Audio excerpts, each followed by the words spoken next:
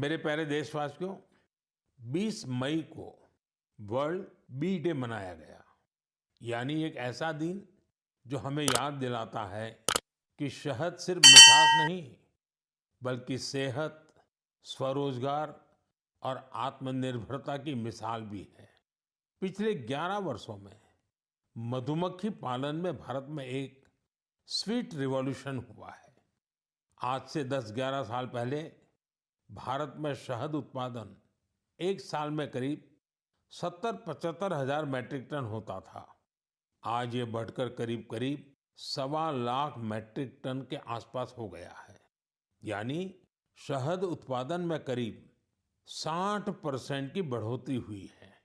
हम honey production और export में दुनिया के अग्रणी देशों में आ चुके हैं। साथियों, इस पॉजिटिव इम्पैक्ट में राष्ट्रीय मधुमक्खी पालन और शहद मिशन की बड़ी भूमिका है। इसके तहत मधुमक्खी पालन से जुड़े हजारों किसानों को ट्रेनिंग दी गई, उपकरण दिए गए और बाजार तक उनकी सीधी पहुंच बनाई गई। साथियों, ये बदलाव सिर्फ आंकड़ों में नहीं दिखता, ये गांव की जमीन पर भी साफ नजर आता है। छत्तीसगढ़ के कोरिया जिले का एक उदाहरण है। यहाँ आदिवासी किसानों ने सोन हनी नाम से एक शुद्ध जैविक शहद ब्रांड बनाया है।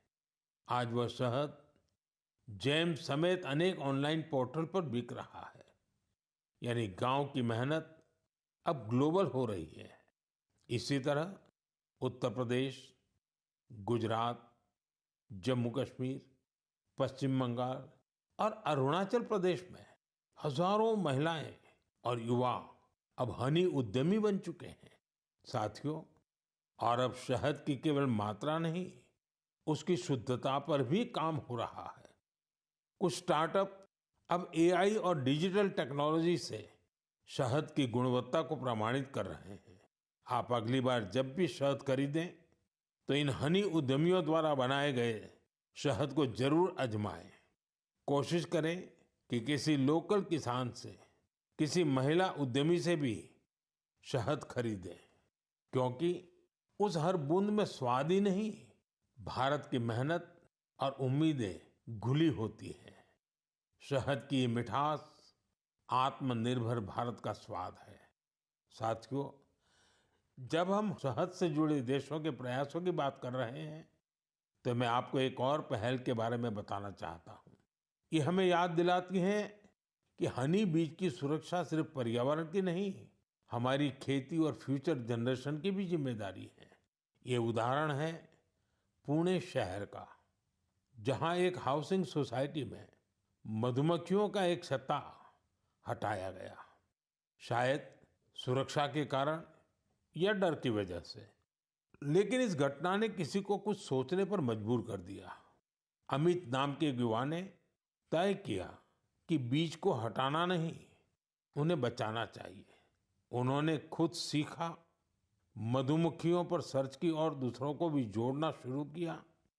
धीरे धीरे उन्होंने एक टीम बनाई, जिसे उन्होंने नाम दिया बी फ्रेंड्स, यानी बी मित्र। अब ये बी फ्रेंड्स मधुमक्खियों के छत्तों को एक जगह से दूसरी जगह सुरक्षित तरीके से ट्रांसफर करते हैं, ताकि लोगों को खतरा न हो और हनी बीज भी जिंदा रहे। अमित जी के इस प्रयास का असर भी बड़ा शानदार हुआ है।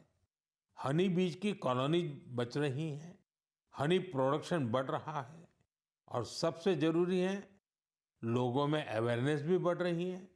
ये पहल हमें सिखाती है कि जब हम प्रकृति के साथ तालमेल में काम करते हैं, तो उसका फायदा सबको मिलता है।